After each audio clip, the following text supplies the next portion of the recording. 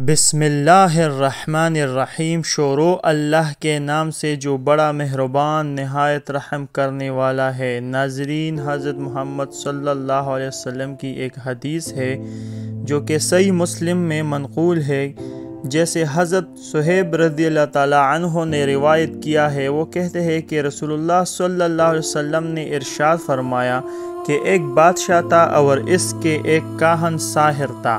ایک دن اس نے بادشاہ سے کہا، اب میں بوڑھا ہو چکا ہوں اور مجھے اندیشہ ہے کہ اگر میں مر گیا تو میرا علم منقطع ہو جائے گا، لہٰذا تم میرے لیے کوئی ذہین اور سریع الفہم لڑکا تلاش کرو تاکہ اسے میں اپنا علم سکھا دوں۔ بادشاہ نے اس کی منشا کے مطابق ایک لڑکے کو تلاش کروا دیا اور اسے حکم دیا کہ وہ شاہی جادوگر کے پاس تعلیم حاصل کرنے کے لیے آیا کرے۔ وہ لڑکا حسب حکم ساحر کے پاس آنے جانے لگا۔ جس راستے سے وہ لڑکا ساحر کے پاس آتا، اس راستے میں کسی راہب کی ایک خانقاہ بھی تھی۔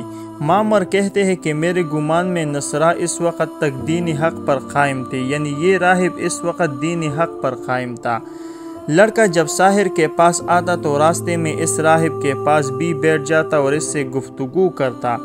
ایک دن وہ راستے میں چلا آ رہا تھا کہ ایک بڑا جانور نمودار ہوا اور لوگوں نے اس کے ڈر سے راستہ چلنا چھوڑ دیا۔ لڑکے نے جب یہ نظارہ دیکھا تو دل میں سوچنے لگا کہ آج ساحر اور راہب کا امتحان لیا جائے کہ آیا ساحر سچا ہے یا راہب۔ چنانچہ اس نے پتھر اٹھایا اور یہ کہہ کر، یا اللہ، اگر تیرے نزدیک راہب کا عمل جادوگر کے عمل سے محبوب ہے تو اس جانور کو ہلاک کر دے، اور اس نے پتھر مار دیا۔ خدا کی قدرت کے پتھر لگتی ہی وہ جانور ہلاک ہو گیا۔ یہ دیکھ کر لوگ آپس میں کہنے لگے، اس لڑکے کے کوئی ایسا علم حاصل ہے جو دوسروں کو نہیں۔ اتفاق سے بادشاہ کا ایک اہم جلیس نابینا تھا۔ جب اس کو اس واقعے کا علم ہوا تو وہ لڑکے کے پاس پہنچا اور کہنے لگا، اگر تو میری بینائی واپس کرے تو میں تجھ کو انعام دوں گا۔ لڑکے نے جواب دیا کہ مجھے انعام کی حاجت نہیں، البتہ میرے آپ سے یہ شرط ہے کہ اگر آپ اچھے ہو گئے، یعنی آپ کی بینائی واپس آ گئی، تو کیا اس ذات پاک پر جس کے حکم سے آپ اچھے ہوں گے ایمان لے آئیں گے؟ نابینا نے یہ شرط منظور کر لی اور کہا، میں ایسا ضرور کروں گا۔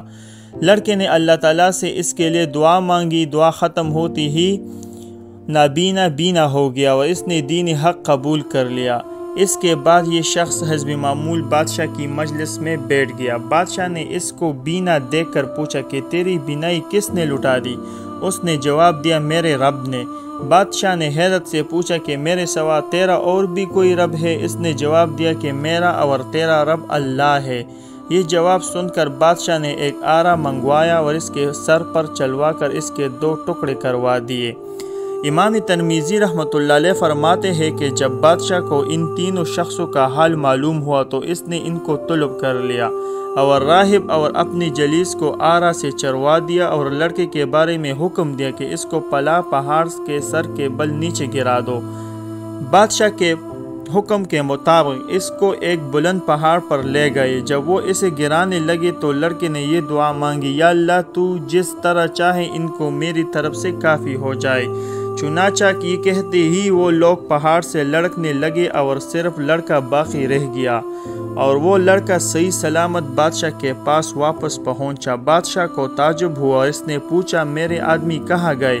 لڑکے نے جواب دیا، اللہ تعالیٰ نے میری طرف سے ان کو بھگت لیا۔ اس پر بادشاہ نے حکم دیا کہ اس لڑکے کو لے جا کر سمندر میں ڈبو دو۔ بادشاہ کے آدمیوں نے اس کے حکم کی تعمیر کی اور اس کو لے جا کر سمندر میں دھکا دے دیا۔ اللہ تعالیٰ نے لڑکے کو بچا لیا اور ان لوگوں کو پانی میں غرق کر دیا۔ وہ لڑکا بادشاہ کے پاس دوبارہ آیا۔ بادشاہ لڑکے کو دیکھ کر حیران ہوا۔ آخر کار لڑکا نے خود ہی بادشاہ سے مخاطب ہو کر بولا، کیا واقعی آپ کا ارادہ میری جان لینے کا ہے؟ بادشاہ نے جواب دیا، ہاں۔ اس پر لڑکے نے کہا، تم مجھ کو ہرگز نہیں مار سکتے، البتہ اگر مجھ کو مارنا ہی ہے تو اس کی ترکیب یہ ہے کہ مجھے سولی پر چڑھا کر پھر اس پہ یہ کلمات پڑھ کر ترکش سے ایک تیر مارو، بسم اللہ رب ھذا الغلام، مگر مارنے سے پہلے تمام لوگوں کو ایک میدان میں جمع کر لینا۔